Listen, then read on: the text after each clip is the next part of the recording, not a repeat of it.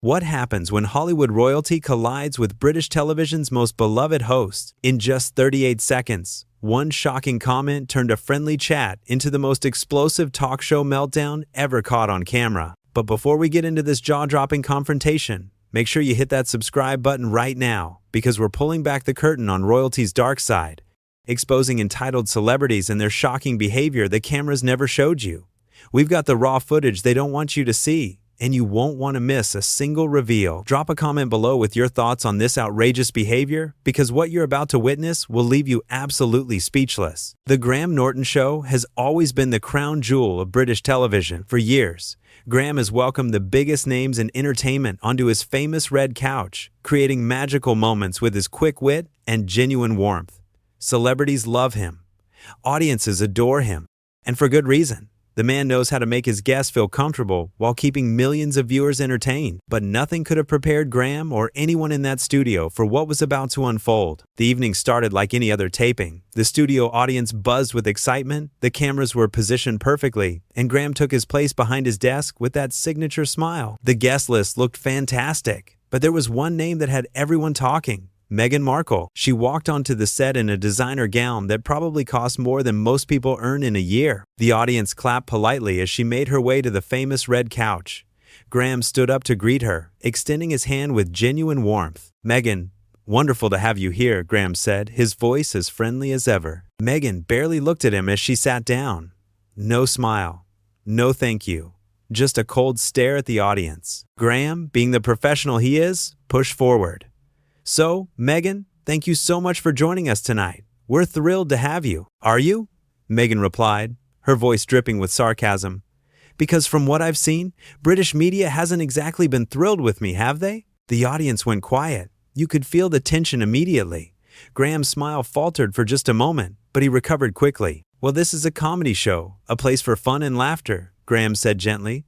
"We just want to have a nice conversation with you." "A nice conversation," Meghan repeated, rolling her eyes. "That's what they all say before they attack you." Graham shifted in his seat. "I can assure you, there's no attacking happening here. We're all friends." "Friends?" Meghan laughed, but there was no humor in it. "Graham, let's be honest. You people have never been my friends. Your country has made my life a living nightmare." The audience gasped. This wasn't going how anyone expected. Graham, ever the gentleman, tried to steer things back. "I think perhaps we've gotten off on the wrong foot," he said calmly. "Why don't we talk about your recent projects? You've been working on some exciting things." "Exciting things," Meghan said mockingly. "You mean the things your press tries to tear apart every single day? The things your tabloids lie about constantly?" "I don't work for the tabloids, Meghan," Graham replied, his patience clearly being tested. "I'm just a talk show host trying to have a pleasant conversation." "Pleasant," she scoffed. "Nothing about being in this country is pleasant, Graham. Nothing." Graham took a deep breath. The audience could see him trying so hard to remain professional. "I understand you've had difficulties with the media, and I'm genuinely sorry about that. But we're here to celebrate you tonight, to hear your voice." "My voice," Meghan said sharply. "My voice has been silenced for years by people like you." "People like me?" Graham asked, confusion spreading across his face. "Meghan, I've literally given you a platform right now. You're on national television. "A platform you control," she shot back. "A platform where you get to edit whatever I say, twist my words, make me look bad." We don't do that here," Graham stammered, genuinely taken aback. "This show has always been about honest, fun conversations. We don't twist anyone's words." Meghan leaned forward, her eyes narrowing.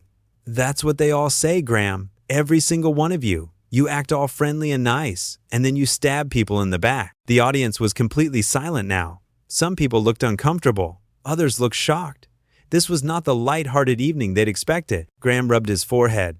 I'm really trying here, Meghan. I truly am. But I'm not sure what you want from me." "What I want?" Meghan's voice rose.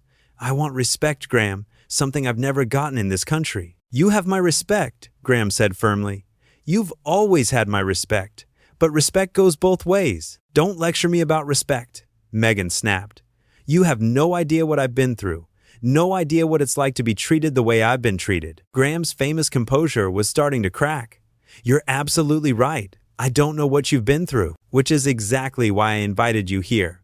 To share your story in your own words, without anyone twisting anything." "Without twisting anything?" Meghan repeated sarcastically. That's rich coming from you. Coming from me? Graham's voice rose slightly. What exactly have I done to you, Meghan? You're part of the system, Graham, she said coldly. You're part of the machine that's been trying to destroy me. I've never said a bad word about you, Graham replied, his voice strained. Not once. I've only ever tried to be fair. Fair. Meghan laughed bitterly. There's nothing fair about any of this. Nothing fair about how I've been portrayed, how I've been attacked, how I've been villainized. Graham leaned back in his chair. Look, I understand you're upset. I really do. But taking it out on me isn't going to solve anything. Taking it out on you? Meghan's voice was getting louder. You think this is about you? This is about an entire system of oppression and cruelty. But I'm not the system, Graham said, frustration evident in his voice. I'm just a guy trying to do his job. Your job? Meghan said with disgust. Your job is to humiliate people like me for entertainment? That's not true at all, Graham protested. My job is to entertain people, yes, but not by humiliating anyone. I celebrate my guests. I make them look good. Make them look good, Meghan repeated. Is that what you think you're doing right now? Graham paused. I'm trying to have a conversation with you. That's all I've ever been trying to do. A conversation, Meghan said mockingly, where you get to ask invasive questions and I'm supposed to just smile and answer them like a good little guest. I haven't asked you any invasive questions, Graham pointed out. I've barely asked you anything at all. Because you're setting me up, Meghan said accusingly, waiting for the perfect moment to strike, to make me look bad. I'm not setting you up, Graham said, his voice rising. I'm literally just sitting here trying to talk to you like a human being. Like a human being, Meghan scoffed. That's exactly what I haven't been treated like. Not by this country, not by the media, and certainly not by shows like this. The audience shifted uncomfortably. Some people were whispering to each other. The energy in the room had become toxic. Graham took another deep breath. Meghan, I think maybe we should take a break. Reset. Start over. Start over? Meghan's eyes flashed with anger. So you can pretend none of this happened? So you can edit it all out and make yourself look like the hero? That's not what I'm saying at all, Graham replied. I'm just suggesting that we both calm down and try again. I am calm, Meghan insisted, though her voice suggested otherwise. This is me being calm. You should see me when I'm actually angry. I'm sure, Graham said quietly. What's that supposed to mean? Meghan demanded. Nothing, Graham said quickly. It doesn't mean anything. No, tell me, Meghan pressed. What did you mean by that? Graham sighed heavily. I didn't mean anything, Meghan. I'm just trying to get through this interview. Get through this interview, Meghan repeated, like it's some kind of torture for you. It's becoming quite challenging, yes, Graham admitted. Challenging? Meghan said with false sympathy. Poor Graham, having to deal with difficult me. How terrible for you. I didn't say you were difficult, Graham clarified. I said the situation is challenging. Same thing, Meghan shot back. It's really not, Graham replied. The tension was unbearable. The crew behind the cameras looked at each other nervously. The audience didn't know whether to laugh or cry or just leave. Graham tried one more time. Meghan, can we please just have a normal conversation? About anything. Your work, your interests, anything you want to talk about. There's nothing normal about this, Meghan said coldly. There's nothing normal about being interrogated on national television. I'm not interrogating you, Graham said, exasperation clear in his voice. I'm asking you questions. That's what happens on talk shows. Hosts ask questions and guests answer them. That's the format. The format, Meghan said dismissively. The format is designed to make people like me look bad. No, it's not, Graham insisted. The format is designed to entertain people and give guests a chance to promote themselves and connect with the audience. Connect with the audience. Meghan looked at the crowd with disdain. These people don't want to connect with me. They want to judge me. Some audience members looked offended. Others looked confused. Everyone looked uncomfortable. Graham stood up suddenly. You know what, Meghan? I've tried. I've really tried. But I can't do this anymore. Can't do what? Meghan asked, feigning innocence. This? Graham gestured between them. Whatever this is, I invited you here as a guest, with nothing but good intentions, and you've done nothing but attack me and insult everyone here. I'm telling the truth, Meghan said defiantly. Your truth, maybe, Graham replied. But it's not the truth about me or this show or these people sitting in the audience who came here excited to see you. They came here to gawk at me, Meghan said, to see the woman everyone loves to hate. That's not true, Graham said firmly. They came here because they're fans of this show. They came here to have a good time. and you've ruined it." "I've ruined it?" Meghan stood up now too. "How dare you? How dare I?" Graham's voice was incredulous. "How dare I? Meghan, you've been nothing but rude and hostile since the moment you sat down. You've accused me of things I've never done. You've insulted the audience. You've made everyone here feel terrible." "Because I'm being honest," Meghan insisted. "No," Graham said, shaking his head. "You're being cruel. There's a difference." "I'm being cruel?" Meghan's voice reached a new pitch. "That's hilarious coming from you." "What have I done that's cruel?" Graham demanded. "Please, tell me. I genuinely want to know." "You're giving me a platform and then attacking me on it," Meghan said. "I'm not attacking you," Graham said slowly, as if explaining to a child. "I'm defending myself and everyone else here from your attacks." "My attacks?" Meghan laughed without humor. "I'm the victim here, Graham. Right now, Meghan, the only victim I see is common decency," Graham said quietly. The audience actually gasped. Graham Norton, the nicest man on television, had finally had enough. Meghan's face turned red. "Excuse me? You heard me," Graham said, his voice steady. "I've been patient. I've been understanding. I've tried everything to make this work. But you don't want it to work. You want to be angry. You want to be the victim. And I'm done enabling it." "Enabling it?" Meghan sputtered. "You have no right to speak to me this way." "Actually, I do," Graham said calmly. "This is my show, my set, and I have every right to expect my guests to treat me and everyone here with basic respect." "I don't have to listen to this," Meghan said, grabbing her purse. "You're right, you don't," Graham agreed. "In fact, I think it's best if you leave." The studio went completely silent. This had never happened before. Graham Norton had never asked a guest to leave. "What did you say?" Meghan asked, her voice dangerously quiet. "I said I think it's best if you leave," Graham repeated. "This isn't working. It's not good for you, it's not good for me, and it's certainly not good for anyone watching." "You're kicking me off your show?" Meghan's voice was shrill now. "I'm ending an interview that should never have gotten to this point," Graham clarified. "This is unbelievable," Meghan said, looking around as if searching for support. "This is exactly what I was talking about. This is how I'm treated." "Meghan," Graham said tiredly, "you came on this show and immediately started attacking everyone. What did you expect would happen?" "I expected to be treated with dignity," Meghan said. "And I expected the same," Graham replied. "Yet here we are." Meghan stared at him for a long moment. The cameras captured every second of the uncomfortable silence. "Fine," Meghan finally said. "I'll leave. But everyone will know what happened here. Everyone will know how I was treated." "They certainly will," Graham agreed. "Because it's all on camera." Meghan's eyes widened slightly, as if she'd forgotten they were being filmed. She looked at the cameras, then back at Graham. "You wouldn't dare air this," she said. "Why wouldn't I?" Graham asked. "You said you wanted your truth to be heard. Well, here it is, unedited, unfiltered, exactly what happened." "This will ruin you," Meghan threatened. "I'll take my chances," Graham said calmly. Meghan grabbed her purse tighter and looked at the audience one last time. "You're all complicit in this," she said to them. "Every single one of you." The audience just stared back, too shocked to respond. Meghan turned on her heel and stormed off the set. The sound of her heels clicking against the floor echoed through the silent studio. Everyone watched as she disappeared through the side exit. Graham stood there for a moment, collecting himself. Then he turned to the audience. "Well," he said, trying to smile, "that certainly wasn't how I expected tonight to go." A few nervous laughs rippled through the crowd. "I want to apologize to all of you," Graham continued. "You came here for a fun evening, and instead you got, well, that." "It's not your fault, Graham," someone shouted from the audience. Others began to clap in support. Soon the entire studio was applauding. Graham looked genuinely touched. "Thank you. That means a lot. I really did try to make it work." "We know," another audience member called out. Graham nodded, taking a deep breath. "I've been doing this show for many years. I've interviewed thousands of people, and I can honestly say that's never happened before." The audience laughed, this time more genuinely. "I believe in giving everyone a fair chance," Graham said. "I believe in listening to people's stories. I believe in treating my guests with respect. But I also believe that respect has to go both ways." More applause. "I hope Meghan finds what she's looking for," Graham said sincerely.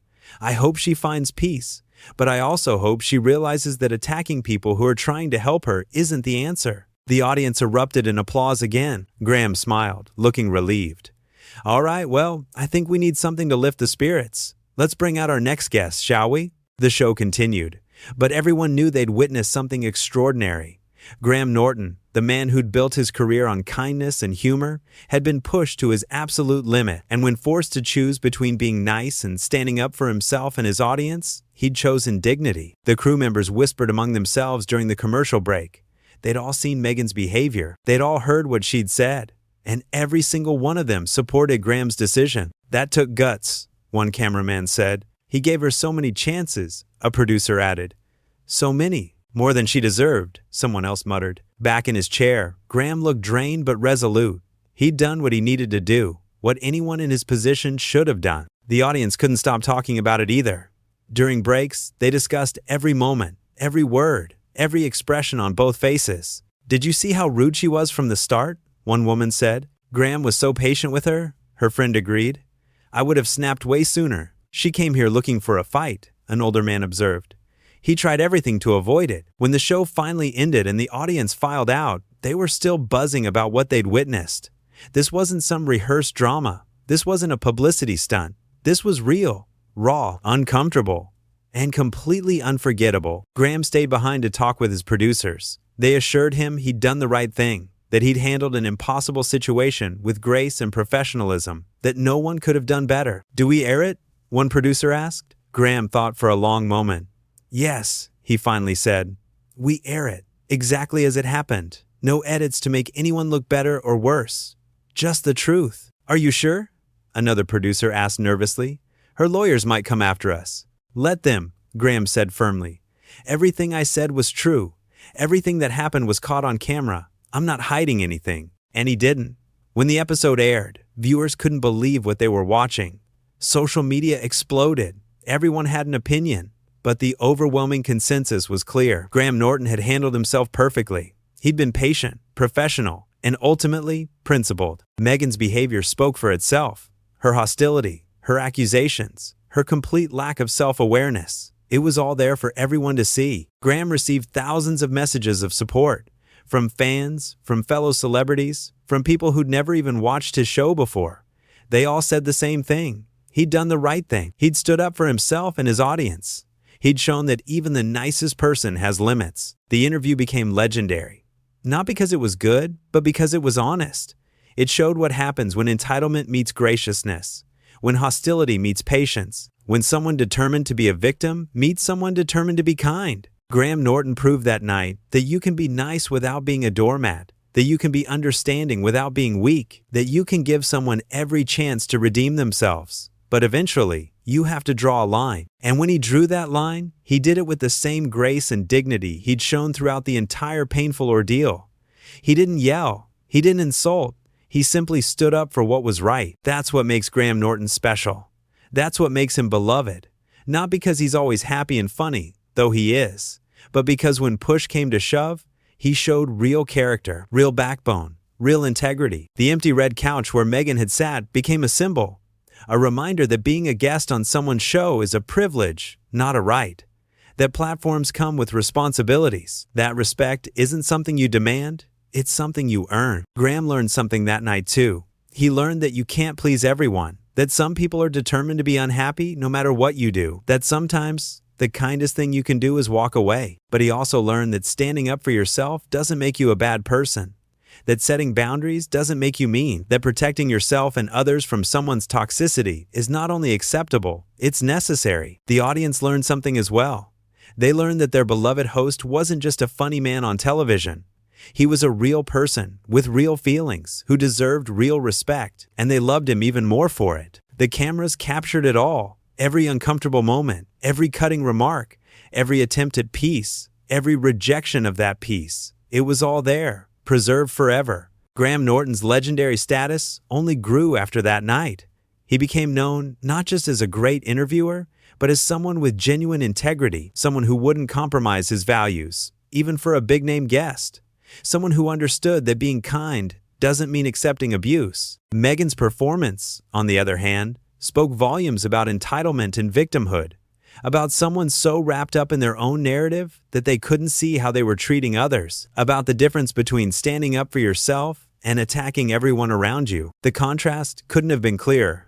Graham, trying desperately to make it work. Meghan, determined to make it fail. Graham, extending olive branch after olive branch. Meghan, setting fire to each one. It was a masterclass in how not to behave. A cautionary tale about what happens when you bring hostility to a place of hospitality. When you treat kindness as weakness, when you mistake patience for permission to attack. The studio audience never forgot it. The crew never forgot it. Graham never forgot it. And millions of viewers who watched it unfold never forgot it either. This was the moment when America's princess revealed herself to be something else entirely. When the mask slipped and everyone saw what was underneath. When 38 seconds of outrageous comments spiraled into the most shocking exit in talk show history. Graham Norton remained the good guy. Professional, patient, kind until he simply couldn't be anymore. And when he finally had to take action, he did so with dignity. This is what happens when entitlement crashes into integrity. When someone who thinks they're above basic decency meets someone who knows they're not. When the red couch becomes a battleground and only one person is fighting fair. The footage doesn't lie. The words don't lie. The behavior doesn't lie. It's all there, unedited and unforgettable. A reminder that character reveals itself under pressure. And that night, two very different characters were revealed. One showed grace under fire. The other showed fire where grace should have been. One tried to build bridges. The other burned them down. One walked away with reputation enhanced. The other stormed off with reputation in tatters. Graham Norton didn't want to become part of anyone's victim narrative. He didn't want to be cast as a villain in someone else's story. So he did something revolutionary. He simply told the truth and let people judge for themselves. And judge they did, overwhelmingly in his favor, because anyone watching could see exactly what happened, could see who tried and who attacked, could see who deserved sympathy and who deserved scrutiny. The empty chair where Meghan sat for those brief, explosive minutes became iconic, a symbol of what happens when you mistake a platform for a throne. When you treat an opportunity like an obligation, when you come to someone's home and trash it. Graham gave her every chance, every possible opportunity to turn it around, every opening to have the positive, uplifting conversation he'd planned. She rejected them all, one by one, until there was nothing left to do but end it. That's not cruelty. That's not unfairness. That's just common sense. You can't force someone to be civil.